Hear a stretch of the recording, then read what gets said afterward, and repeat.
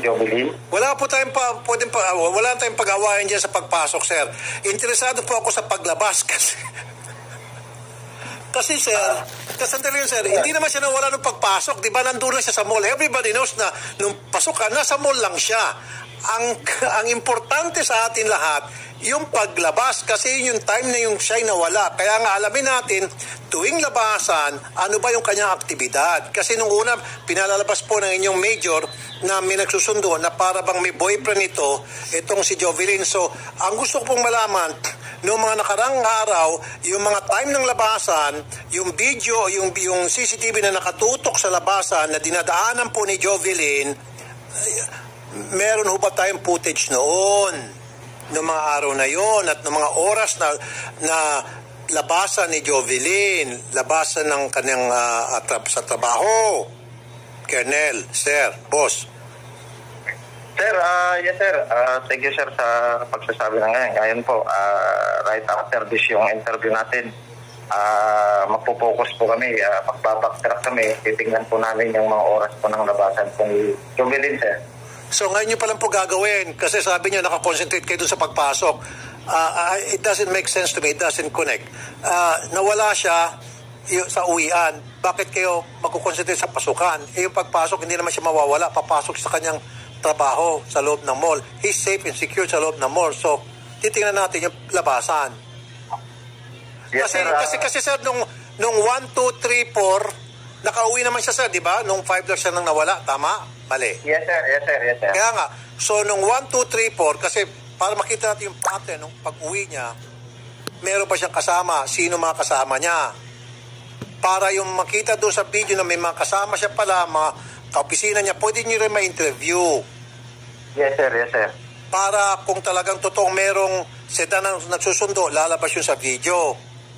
Yes, siya sir, ba'y yes, talagang sir. nagkukommute lang o may nagsusundo? So, ngayon nyo palang po gagawin yun, sir. Akala ko po, sir, pinagawa ko na sa pulis nyo yun nung August 12 pa. Nag-concentrate kasi kami, Sir Rabi, pero sa August 5, pero ngayon po, i-review po namin yung backtracking po natin. Okay, sige po. Sir, promise, sir, ha? So, magbabacktrack na kayo. Kaya yes, na kayo kanina, major. Baka sa susunod, sir, pagkausap po kayo, hindi na kayo magkausap, magkakausapin ko, general na. Baka si general sabihin, pasensya na, at ang nag-concentrate kami sa gitna, yung sa lunchtime, nakakalito na. So anyway, magbabacktrack po kayo starting today. Yes sir, yes sir. Hawak nyo ba yung mga CCTV footage?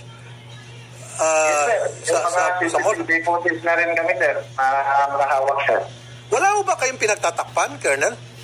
Wala sir, wala po akong pinagtatakpan dito sir. Kasi kung wala kayong pinagtatakpan sir, parang paltos-paltos po mga statement na binibigyan nyo, hindi po tumutugma. Sa totoo lang, sir. Hindi tumutugma. At saka, ito pong si Major, ayaw na po makipag-usap sa amin. Siguro, sir, baka pagod na naman siya. Baka nagmumuni-muni na naman to. Hindi naman, sir. Hindi naman kami nagsasakit dito. Bakit po matanong ko lang po, mabilisan na. Bakit napapagod si Major? Sabi niyo, pagod lang siguro, kaya gumagawa-gawa na ng mga statement. Paano siya napapagod? Ano bang kanyang mga trabaho para mapagod siya? Kausapin ko na lang, sir. Ng masinsinan, sir. Kausapin ko na lang po. Sabihin ko na lang po, sir. Sige po. So Colonel, before I let you go, babalikan kita tomorrow. Saksi po yung buong bayan na nanonood sa atin ngayon. By tomorrow, mabibigyan nyo na po kami ng footage o information tungkol doon sa video footage sa CCTV. Binacktrack nyo from 4, 3, 2, 1 hanggang September 1 kung pwede pa pabalik. Okay lang? Or at least man lang sa 5 days. Sige, wag na po yung binibigyan kita ng pinapahirap ko pa yung trabaho mo. Kahit man lang 1 week, sir, backtrack. Pwede? Yes, sir. Yes, sir. Yes, sir. Okay. Baka naman, sir, yan po ay yung video na yan na-erase na. Hindi naman po, sir. Pero hawak nyo po. Hanggang 1 to 5, sir, ang hawak namin. Babacktrack namin, sir, yun. Okay. So, sir, kumpleto kayo doon sa pagpasok. Sige, sir. Anyway, concentrate sa pagpasok. Mabilisan lang to. So, meron ba kayo nakita ang video na pumapasok po ng mall o ng trabaho itong si Jovelyn nung 1, 2, 3, 4, 5? Meron po, sir. Meron. Okay. Meron pa siyang kasama o mag-isa lang siya? Mag-isa lang po siya, sir. Mag-isa lang po siya. Base po sa nakita po namin sa pag-backtrack po namin. Okay. So, ibig sabihin, wala nang hatid sa kanya. Hindi rin namin sure, sir. Hindi rin namin sure talaga kasi ipapakita ko rin po sa inyo na bigla na lang po siyang lumalabas. Biglang lumalabas sa uwian. Yes, sir. Hindi ko alam, sir, kung may mga dead spot. Ano pa? Dead spot? Yes, sir. Hindi, kasi sir, pinag-uusapan natin yung pasukan, yung pagpasok niya. Diba? Yes, sir. Yes, So sir. sabi nyo, ngayon lang, pumapasok siya, base doon sa mga video na nakalap nyo, wala siyang kasama. Tama? Yes, sir. Yes, sir. So clear tayo doon. Yes, sir. Ano yung sabi mo, bigla na lamang siyang lumalabas? Ano yun? May mga area kasi doon sa video, sir, na may isang container na sa video na pagka inaantay namin na papasok siya, lalabas na lang po siya, sir, sa container na yun. Mag-isa lang po siya, sir. Lumalabas siya papunta doon sa isang container van? Container lang, sir, yung pinasakay na nalagyan ng mga goods. Container nilalagyan ng goods sa parking lot? Yes, sir. Yes, sir. Sige, containers na nilalagay sa parking lot. Anong particular date po? Halimbawa, 1, 2, 3, 4. So, palagi siya lumalabas papunta doon sa container ng 1, 2, 3, 4. Tama? Yung 1, 2, 3, 4, sir, sa 4 lang siya hindi nahagip, sir. Okay, so 1, 2, and 3, nahagip siya, papasok, and then all of a sudden, may kitang lumalabas siya mag-isa papunta doon sa may container nung 3 days na yon. Tama? Yes, sir. Yes, sir. Very good. Maliwanag tayo dyan, sir, ha? Now, Yes, sir. syempre, yung security guard sa mall na yan o sa parking lot na yan, alam na alam niya, nakarehistro dyan sa kanya kung sino-sino mga sasakyan, anong klase mga sasakyan ang pumapasok dyan, at I'm sure, alam nilang lahat yan kung anong ginagawa ng container na yon sa mga araw na yon, sino may-ari noon, at anong meron sa container na yon. Tama, mali? Itanong namin, sir. Itanong namin sa gwardiya, sir. Ngayon nyo palang tatanungin, sir. Dapat tinanong nyo yan bago nyo sinabi sa akin. Dapat you already have that information na patawag mo yung guard, hoy guard, itong container nung 1, 2, 3 na sa may parking lot na pinupuntahan itong si Jovelyn. Sino ba may-ari nito? Ano bang kargamento nito? Kailan pa ba ito? Etc. etc.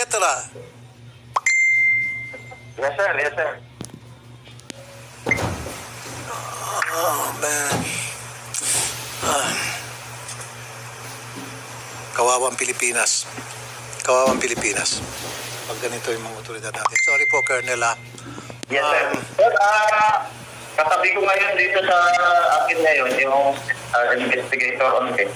Sige. Hindi daw alam, sir, ng mga security guard kung sino-sino yung mga nagpa-park sa doon. God damn. I can't believe this. And then, sinisisi nyo pa yung security guard. So, ang gusto nyo pong mangyari, papasibak ko yung security guard dahil hindi nila ginagawa ang kanilang trabaho. Dapat trabaho ng security guard, lahat ng mga sasakyan o anuman mga bagay na ipinark dyan sa parking lot, dapat nakalag sa kanila yan. Trabaho ng security guard dyan. Dapat for the past 3 days, meron palang container van dyan o container na nakaparada dyan. Dapat alam na security guard kung anong ginagawa ng container dyan noong mga araw na yon. Di po ba, sir? Supposed to be. Correct. Then, hindi mo, tinanong nyo na ba sa security guard? Sabi nyo, hindi pa. Ngayon nyo palang tatanungin. Katabi ko ngayon, sir, yung investigator ng case. Tinanong na po niya. Hindi alam talaga, sir, ng security guard yung mga sasakyan na pumapasok at nagpa-park po doon. Pero di ba, sir, yan ay dapat nilalag ng mga security guard, especially yan ay container, o di ba tinanong baka yung container na yun ay pag-aari po ng mall, o baka kliyente ng mall, nagdi-deliver dyan, etc., etc., etc. Yes, sir. Supposed to be, sir. Alam talaga ng security guard yun, sir. Kaya nga, sir, so bakit di nyo kausapin, pilitin security guard? Tinanong na po namin, sir. Talagang hindi po nila alam. Well, then, may tinatagong security guard kung ganon, sir. Yung pang container ba, yung container ho na yun, nandiyan pa rin ba? Wala na. Tinanong sa guard,